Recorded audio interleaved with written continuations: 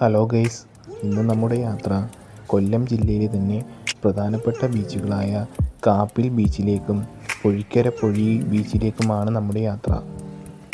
പുറ്റിങ്ങൽ ക്ഷേത്രത്തിന് മുന്നിലൂടെയാണ് പൊഴിക്കരയിലേക്ക് യാത്ര തുടർന്നത്.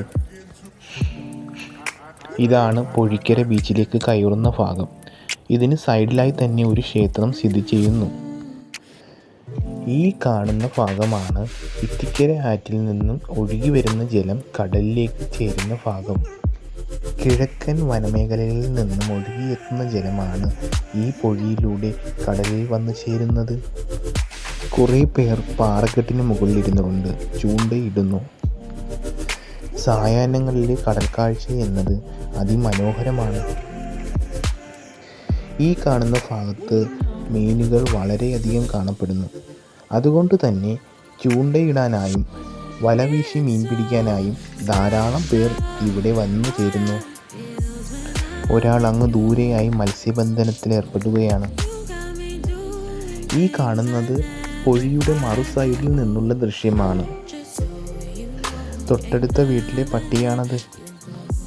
ഇവിടെ ഒരു ഷട്ടർ ഘടിപ്പിച്ചിട്ട് ആവശ്യാനുസരണമാണ് വെള്ളത്തെ കടലിലേക്ക് ഒഴുക്കി വിടുന്നത്.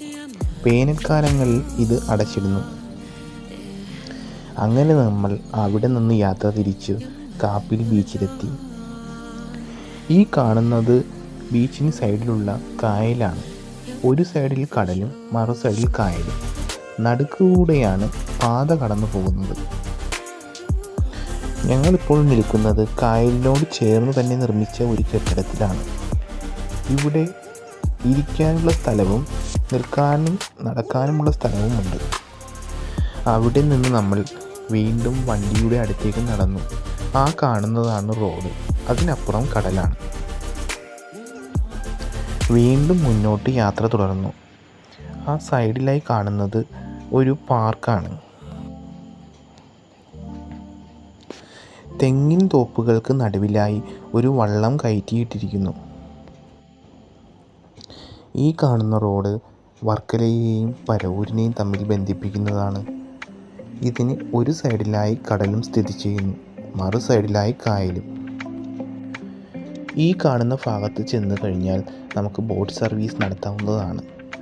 ഈ പാലം രണ്ട് കരകളെ തമ്മിൽ ബന്ധിപ്പിക്കുന്നു. വളരെ മനോഹരമായ ഒരു സ്ഥലം തന്നെയാണ് കാപ്പിൽ ബീച്ചും അതിൻ്റെ ഭാഗങ്ങളും. ഇനി വരാൻ പോകുന്ന തീരദേശ ഹൈവേ ഈ റോഡ് വഴിയാണ് കടന്നു പോകുന്നത്.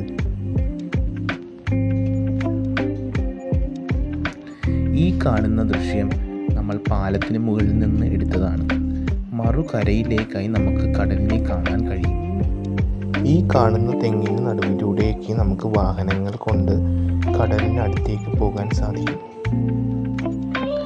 ഞങ്ങൾ പാലത്തിന് മുകളിൽ നിന്നും താഴെയുള്ള ഭാഗത്തേക്ക് വന്നപ്പോഴുള്ള ദൃശ്യമാണ് ഈ കാണുന്നത്. ഈ കാണുന്നതെല്ലാം കാറ്റാടി മരങ്ങളാണ്. വളരെ മനോഹരമായ കായലോരം. ആ കാണുന്നതൊരു റിസോർട്ടാണ്. ഇവിടുത്തെ ഭംഗി കൊണ്ട് വളരെയധികം വെഡ്ഡിങ് വീഡിയോ ഷൂട്ടിംഗ് ഇവിടെ നടക്കാറുണ്ട്. ഞാൻ പതുക്കെ പൊഴി മുറിക്കുന്ന ഭാഗത്തേക്കാണ് നടന്നുകൊണ്ടിരിക്കുന്നത്. ഭാഗ്യയും അങ്ങോട്ടേക്കാണ് നടന്നുകൊണ്ടിരിക്കുന്നത്.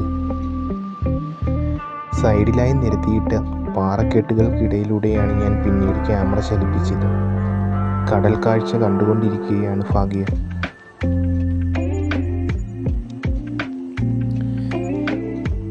കുറേ സമയം കഴിഞ്ഞപ്പോഴേക്കും കടലും കായലോരവും ഇരുട്ടാൽ മൂടപ്പെട്ടു. അവിടെ നിന്ന് തിരിച്ച് വീട്ടിലേക്കുള്ള യാത്ര.